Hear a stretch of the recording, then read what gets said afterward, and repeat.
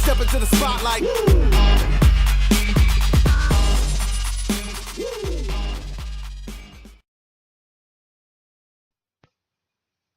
Hey guys, Underground Geek here. And let's talk about this hot dumpster fire. What is this cover? Oh my gosh, guys. I don't understand what's happening right now. But so I want to talk about Runaways, issue number 2. I don't know, guys. Look at this cover. It looks like one of those 80s trash novels with like the guy with his shirt undone, like, and the woman's like all over him and stuff, and he looks like Fabio, except this is like the beta male version, and everybody's ugly. But I did a review on issue number 1, and it was pretty bad. And now we've got issue number 2 here, and it is like complete trash. So let's go ahead and dive into this, shall we? Yeah, it's going to be fun. So anyway, pretty much you've got this team of kids. Their parents were supervillains. They found out about it and ran away from home. Okay? Then their parents came after them and ended up having to like fight their parents and kill some of them. So at this point in the story, they've grown up. Well, they've grown up age-wise. They don't act like it, and now they've all separated different directions, and things have happened in the storyline, whatnot, blah blah blah. So the writer is, no joke, Rainbow Rowell. The artist is Chris Anka. The color artist is Matthew Wilson, and the letter is Twitter's own Joe Caramagna. Yay! Let's see who the editor is here. The editor is Nick Lowe, and the assistant editor is Kathleen Wisniewski.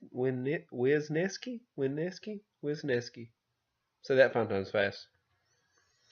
So this is Runaways Find Your Home Part 2. And on this page, we start out with a nice little fiery scene here. We've got a sword there. Hey, stuff's happening. And it says, here with him while they were still them. Gert never figured she'd die at 16, but she never figured on Chase Steen either. So then we get the two guys here, and as you can tell, it's the younger and the older version of the Christine guy. Christine. How you say his name? Christine? I don't know. Does it really matter at this point? But anyway, he says, she says, at least the last thing she'd see is this dumb world, and this dumb world would be his dumb, wonderful face. Isn't that sweet? And it says, what was I supposed to do, Nico? Let her die again? And so basically you're kind of getting what she was seeing and hearing last time from issue number 1 as she's fading in and out of consciousness. And so she wakes up, he's standing over, and she starts sitting up, and I've got to say, I think Gert is probably my least favorite character of any comic book character ever in the history of ever. And I'm talking about, I think I like her less than I like Squirrel Girl. Because let's talk about her for a minute. She says, the friend says, Gert, are you okay? Are you in pain? She says, Nico? She says, don't move. I mean, maybe move a little. How do you feel? What happened? Are we all dead? I should be. Alex's dad stabbed me. My glasses, I need my glasses. So they give her glasses. And immediately she starts yelling in this ugly face. Says, Chase Steen, you have exactly 30 seconds to tell me what the heck is going on. So what I don't get is, so she's technically 16. Does that mean they're like 17, 18 years old? Are they all different ages? Because that girl couldn't have got an apartment, I don't think, when you're 18. Don't you have to be older than 18 to get an apartment? But anyway.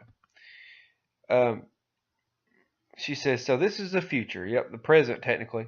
And I actually died? I've been dead for 2 years? Yes. Oh, okay, cool.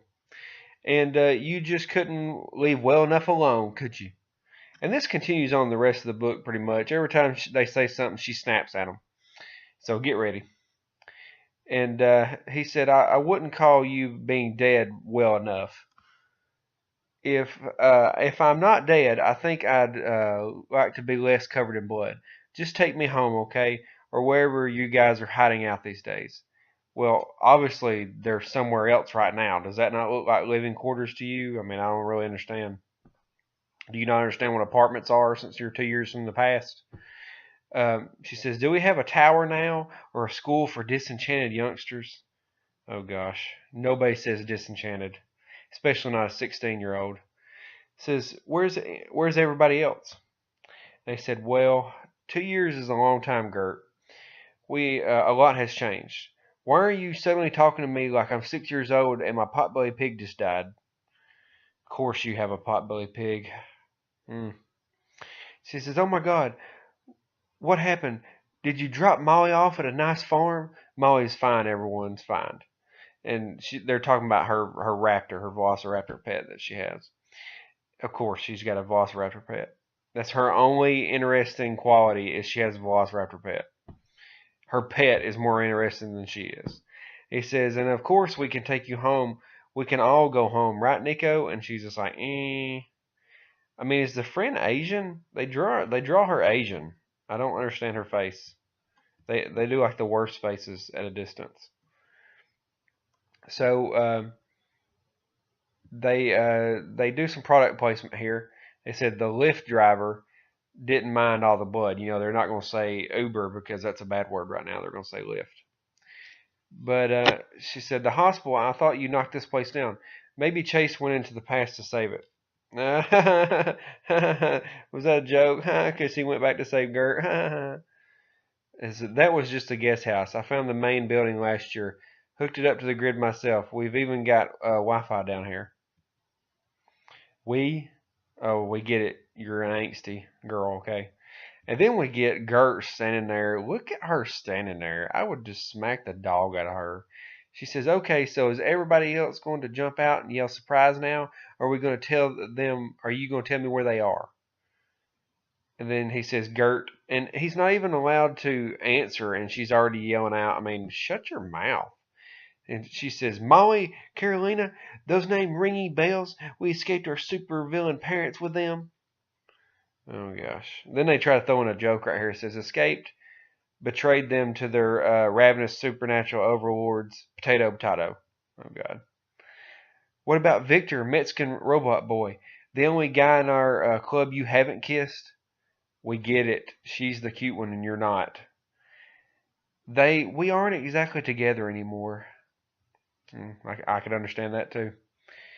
How is that even possible, Nico? We just sort of drifted apart. That's how middle-aged marriages end. Try again. Oh my God. Can you be any more patronizing right now? I mean, they just saved your life and you have turned. I mean, can we stab her again? She says, you weren't here, Gert. You don't understand. Exactly, you weren't here. You were dead. I know you were dead and they went and brought you back, but could you shut your mouth? She says, really? I was just with you guys yesterday and nothing could have come between us. Our parents tried.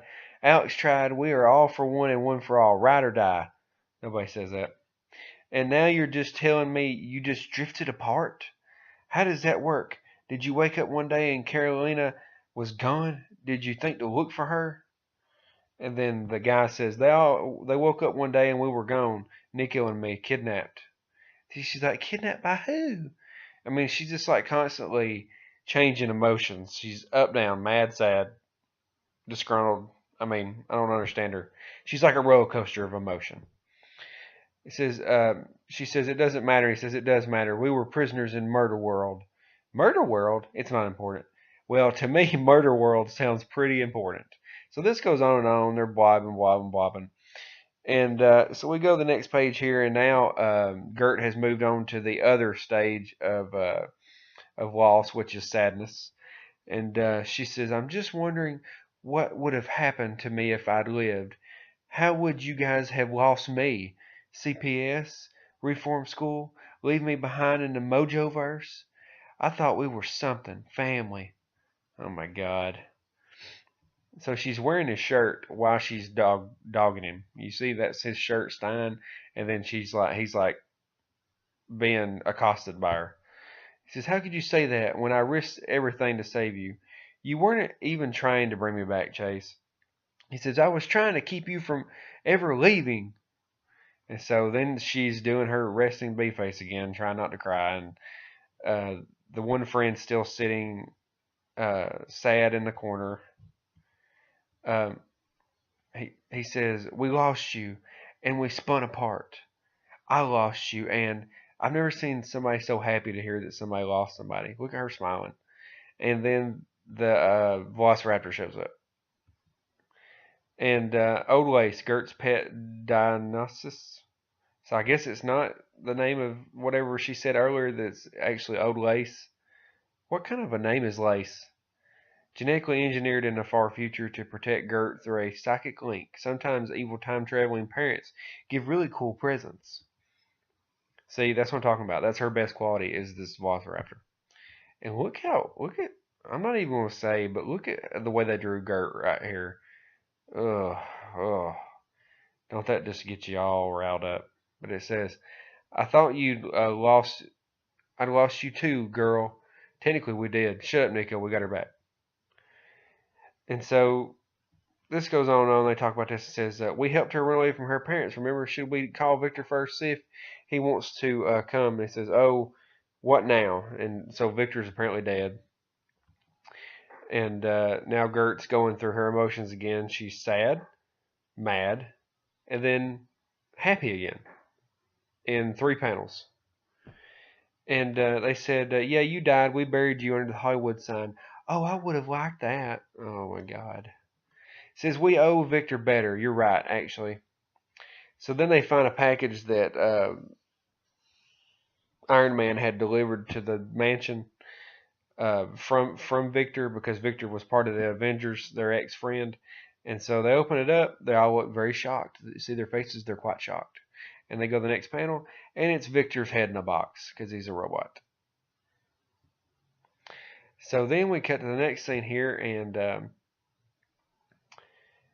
it's Molly Hayes. I think she's one of the Runaways. She's the younger one. And if you'll notice in this picture, there's a lot of cats like sitting around in the distance watching. So we're going to get to that in a minute. This is the only good thing about this book. And she says, "Is that Marta with the ball? No. Is that Abby Wambick? Wishes. It's Molly Hayes, Princess Powerful, the girl with a golden foot." I mean, this little girl's the most interesting person in the whole book. But the cats are watching from all around. It says, "Molly, come on in, have some lunch."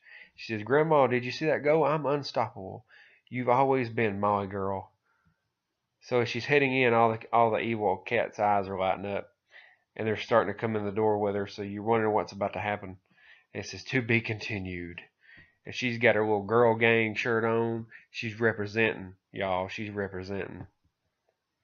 But so that's pretty much all I got for that issue. I got to say that, like I said before, I think Gert is like my least favorite character in a comic ever. And the boyfriend Chase is like a human punching bag that constantly just gets smacked upside the head and takes it like a punk. But I don't know. This is one of those comics that it's not a superhero comic. This is not a superhero comic. This is just like some kind of TV show, sitcom. You know what I mean? But